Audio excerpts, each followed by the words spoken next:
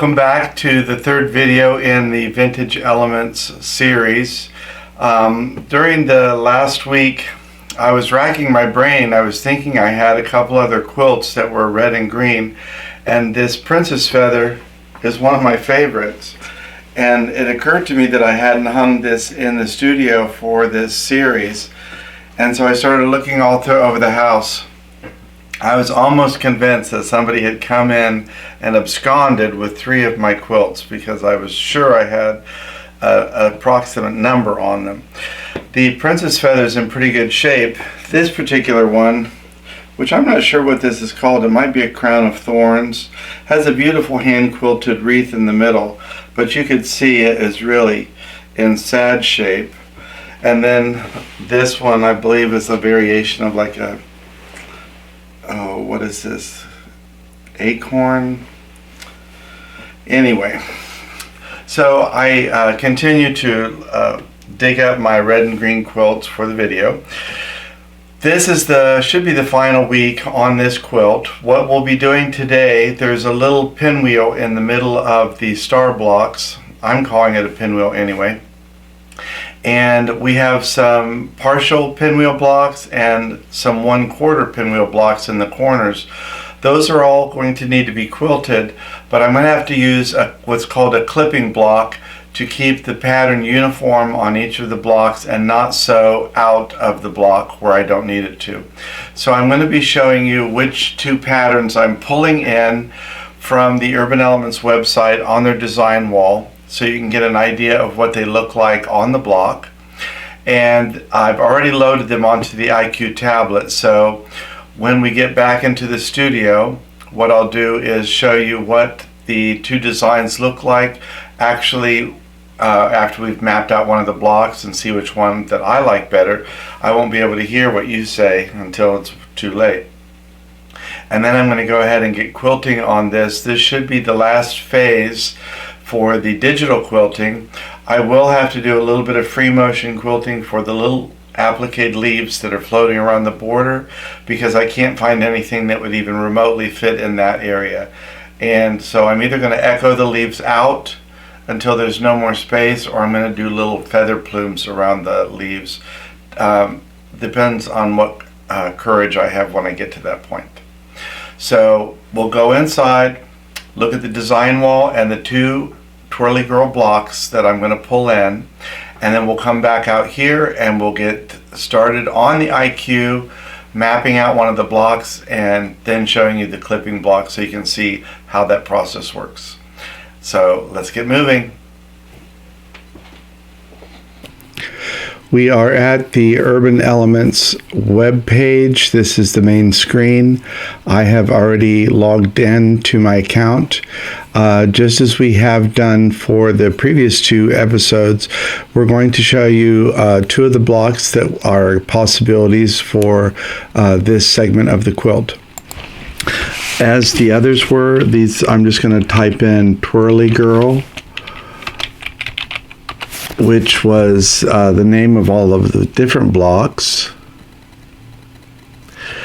And as you can see, we have many of the blocks that we've been working with: the pinwheel, the 8-pointed star, the Twirly Girl block 4, and both of the triangle units that we tried. In this particular segment, I'm going to be working with block 1 and block 2, see which one works the best. I'm going to play with it on the design wall, and then you'll see I'm going to work with it on the IntelliQuilter out in the studio. So to get these on the design wall, I'm going to go ahead and hit D for design wall, and that will take us directly to that block. I'm going to hit the back button and bring in the second block. And now we have our 2 designs that we're going to be using. As you can see, I still have the quilt photo there from the previous experiment with the design wall.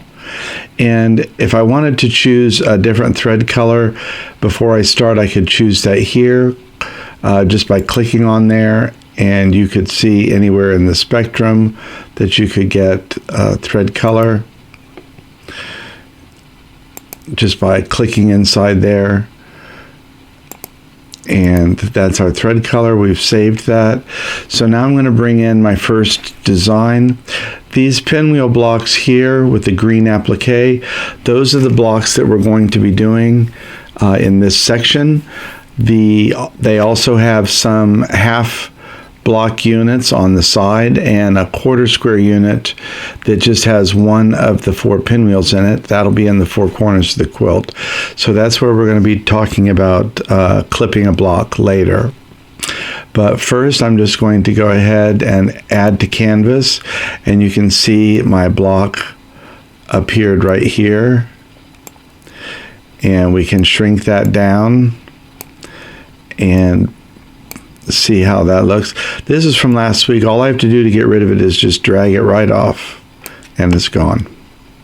If I click on here, I can shrink this a little bit more and get that centered, and you can see that it's pretty close to the applique. When I get it on the IntelliQuilter, we'll be able to see how that's going to pan out. Now I'm going to add the second block, add to canvas. And again, you can see that this block is really a little bit too big for this applique, but I'm going to use it anyway. It means it's going to make a fairly dense quilting on there, but we've already got a lot of quilting on this quilt to begin with, so I don't feel terrible. So these are what the 2 different units will look like. I think once I finish, regardless of which one of these I use, I will do some ruler work and do at least 1 line of quilting around the applique shape, just to give that some stabilization in the center of the block, because the rest of the quilt will be pretty heavily quilted. So that shows you what these 2 quilting designs could look like. Of course, I'm going to be using a white thread. As I learn the IntelliQuilter and the thread clipping and all of these different processes, I don't want my mistakes to be too glaring. And also, in keeping with the tradition of the age of this quilt, I think the quilting thread would have been off-white, cream, white in this white area anyway. And so that's exactly what I'm going to be using as I quilt that. So any mistakes won't show up terribly to begin with. So that's our 2 designs. If you wanted to purchase those and you didn't have them, you could go ahead right here and add them to the cart. And if you knew you didn't like one of them, you could just delete it, and that would delete that block from the design wall for this process. After you get this all mapped out, you could share it on Pinterest, you could share it with a friend by email, or you could share it on Facebook and get people's opinion, which block they like. It's a really great tool for helping you utilize or pick out a quilting design. And then when you're finished, you could just hit clear all, and that will go ahead and get rid of all of the things that were on the canvas, and I can go ahead and delete that. From here, you could go ahead and download designs onto a USB stick, but that's pretty much it for the design wall. I'm anxious to get sewing, so let's get back out to the studio and get started on the next phase of Vintage Elements. We are at the main menu for the IntelliQuilter. Just as we have for other blocks, we're going to go ahead and select Design Sew Quilt, Start New. I have work in progress. Do I want to replace it? Yes, because I finished. Am I sure that I want to erase it? Yes. And I'm going to reset my clock. I'm not working on a pantograph, I'm working on a block pattern, so I'm going to choose block pattern and mark on quilt. And now I'm going to move the camera so you can see what I'm doing.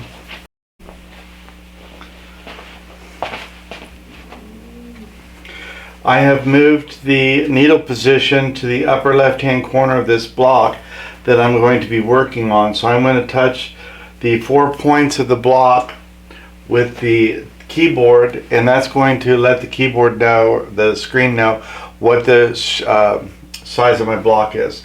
So I'm at my first position, I hit OK. I go to my second position and hit OK. Third position, OK. Fourth position, OK. And now I have the option of just closing the block. So I'll choose that. It automatically created the block. And now I can hit finished. Now I'm going to pull you back in again. These are the two blocks that that are part of that design set, the Twirly Girl. This one's block 1 and that one's block 2. I'm actually going to use both of them on here. I like both. They're very, very similar. This one creates more of a solid square on the inside. This one's more of a diamond. This one fills in the block more. This one leaves a little bit more space. But this is going to be very heavily quilted by the time it's finished. So I'll start with the top one and hit continue. And you can see the block pops up. It's only 54% of its original size, but I can't really make it get any bigger than that on this particular block. And there isn't any other adjustment that I need to make, so I'll go ahead and hit finished. And now I can hit sew quilt. Select the first pattern. It's one continuous swoop, hopefully. So we'll hit continue, sew quilt, and it's going to move to the first position. It did one stitch so I could pull up the bobbin thread. And I'm going to let it start sewing. I'm already on manual.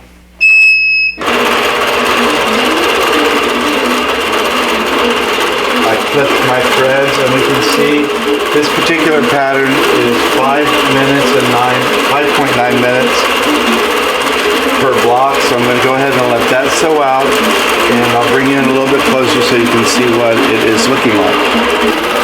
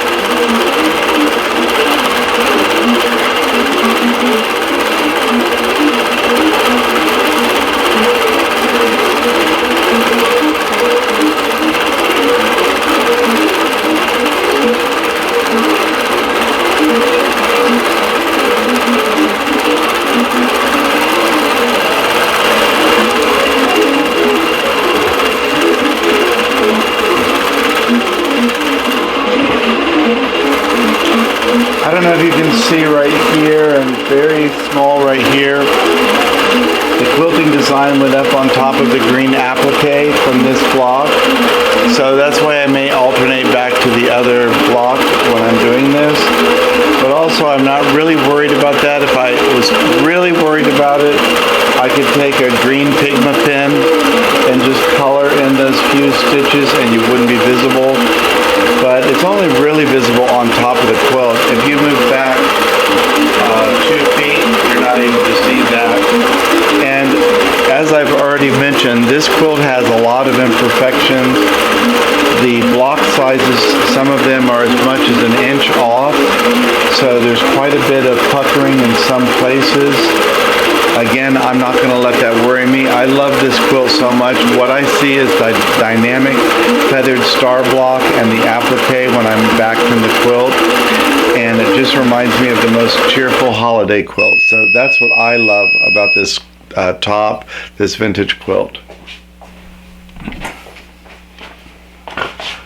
I'm going to repeat the process, but this time I'm going to use the other block. So I'm going to design sew, start new, erase, erase, erase, block pattern, mark on quilt, and I'm going to bring you back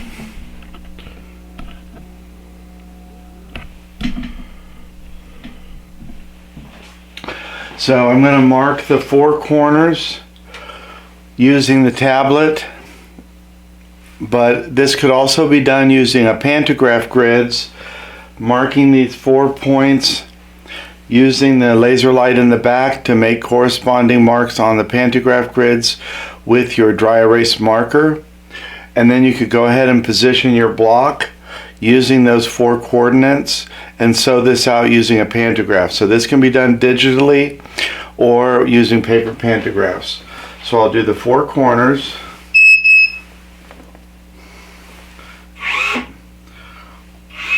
I had to start over because I hit it twice. So 1, 2, 3, 4, close block. And you can see on the screen how lopsided the block is. That's just because of the age of this quilt. So I'm not worried about that. And this time I'm going to use the more straightforward, it has the more of a square in the middle block. I'm not going to do any modification. I'll be finished. And now I'm going to go ahead and sew quilt.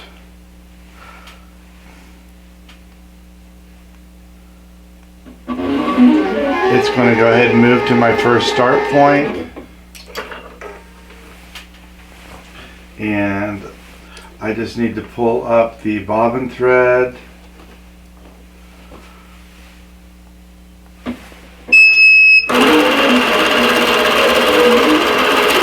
And now it's going to go ahead and sew this block out. This particular one is only 4.7 minutes, so it's a little bit of a quicker block. But this one won't get anywhere near the applique in the center.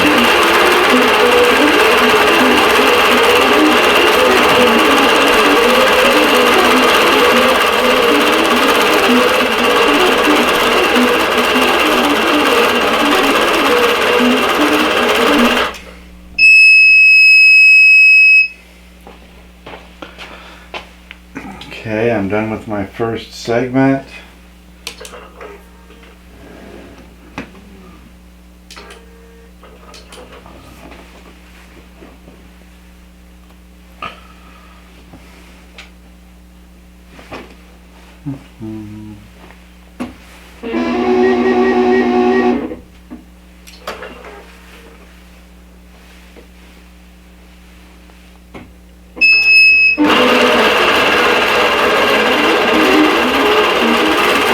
It will do each of these segments, so there'll be 8 segments for each of the four sides, for a total block, so 2 in each corner.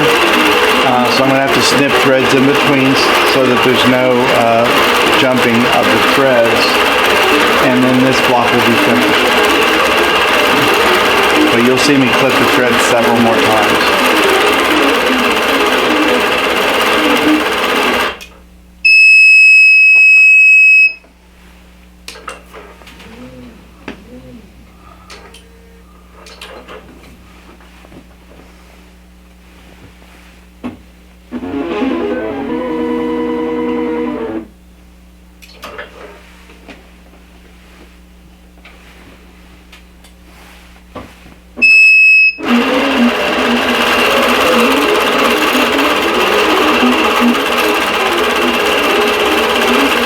You can see I've got some vintage age stains on here also.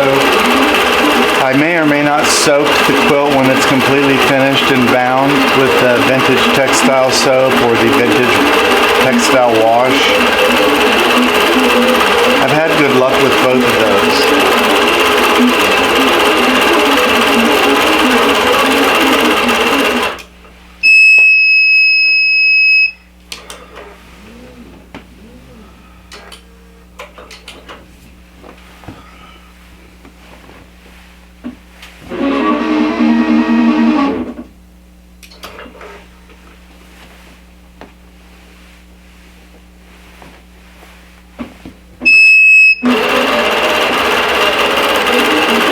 See it, sometimes you can't get very far from the machine while it's working.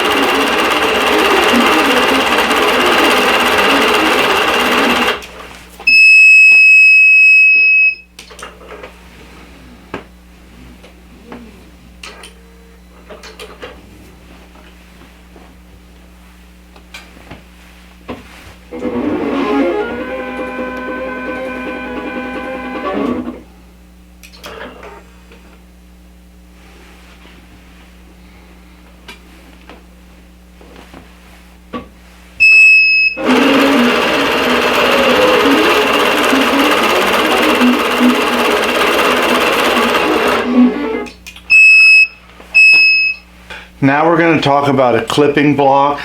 And a clipping block is useful when you have a partial block like I do here.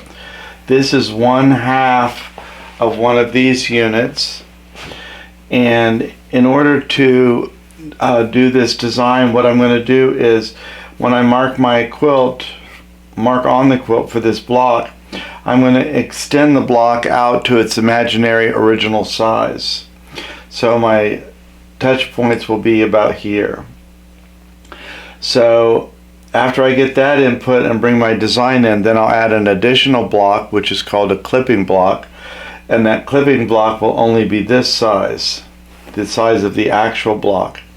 And once I input that, it will eliminate the other half of the quilted design. It would be the same process I would use in the 4 corners where this block is present. But in the corners I would be only using 1/4 of the original. So I'm going to go ahead and move the camera more so you can see the screen, and I'll do my imaginary block.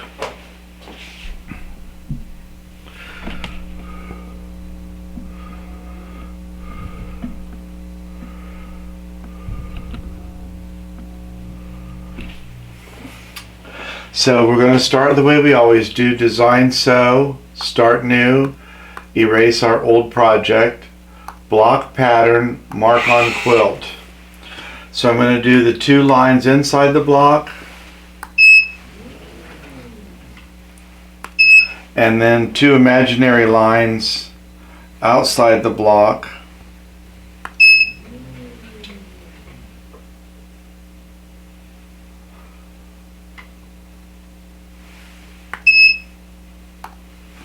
And I have my block, so I'll hit finished. I'm going to bring in my design as I have before, and I'm going to just go ahead and hit finished.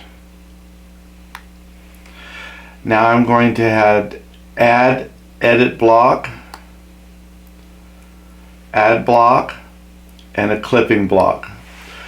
This clipping block is going to allow me to eliminate half of the quilting pattern. And so it's asking me what pattern should it be affected, and it's this whole design.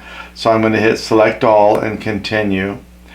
And then it's asking me, how do I want to define this new block? Well, I'm going to do it the same way I did with the original one, by marking it on the quilt. So I'm going to start at my first point, hit OK, and I'm going to use the edge of the actual block that I have.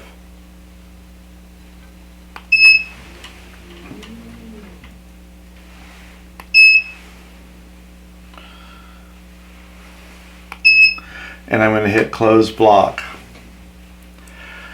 At this point I hit finished, and you can see it's eliminated 1/2 of the design. So if I hit finished, it's saying it's more than 50% is being clipped off. Do I want to continue? Yes. So I'm going to accept my transition type. And now I'm ready to sew the block.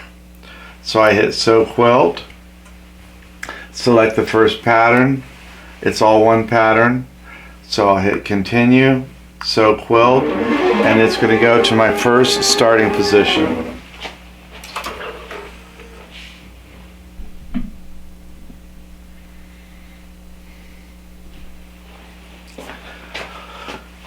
So it's done its first stitch to pull up the bottom thread. I'm going to go ahead and hit start. And now it's going to go ahead and sew out the same design that I've been using, but only 1/2 of it.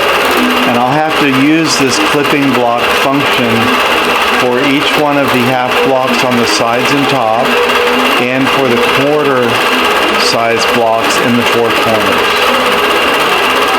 This particular block will only take 2 minutes to sew out. But this will give me that finished look on these half blocks.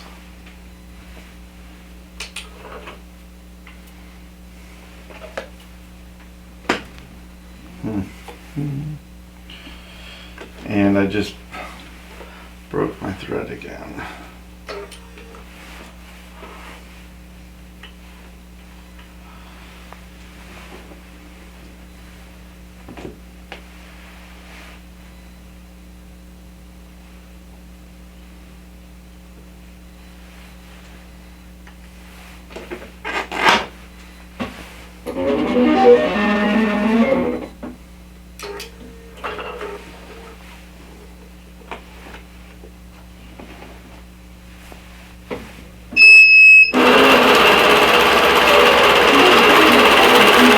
And you can see it's going right to the very edge of my block and stitching it out.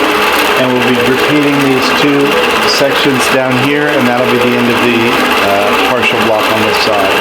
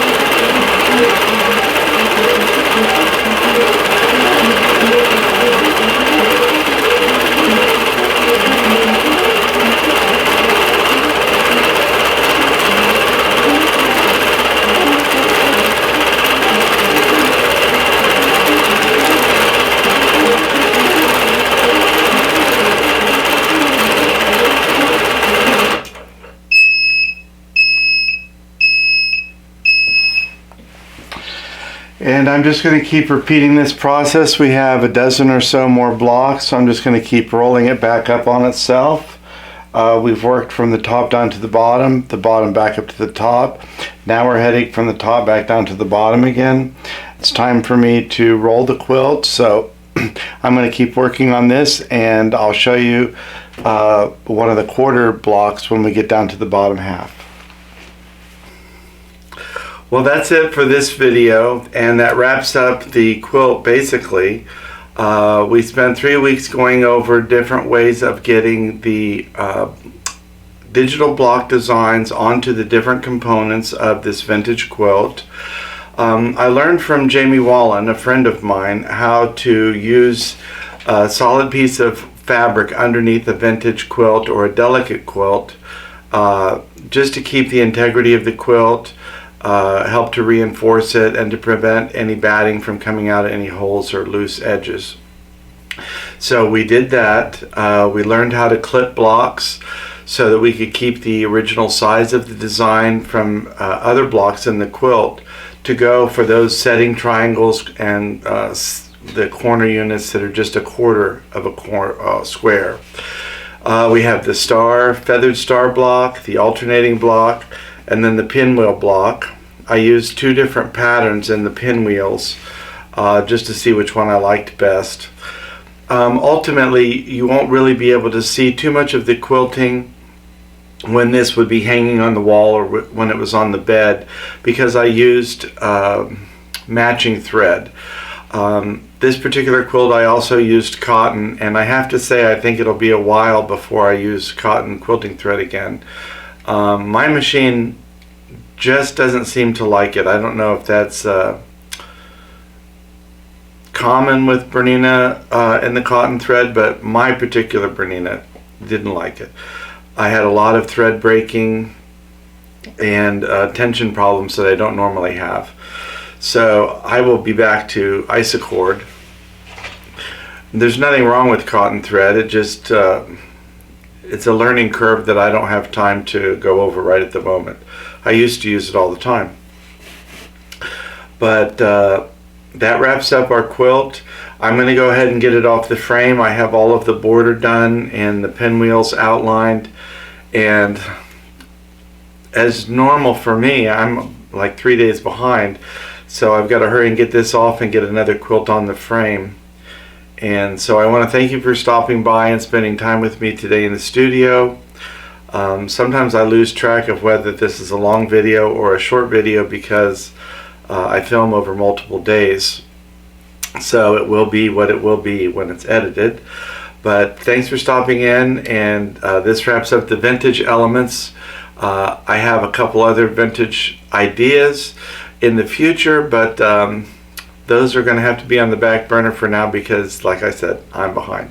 So thanks for stopping in, and we'll see you next time in the studio.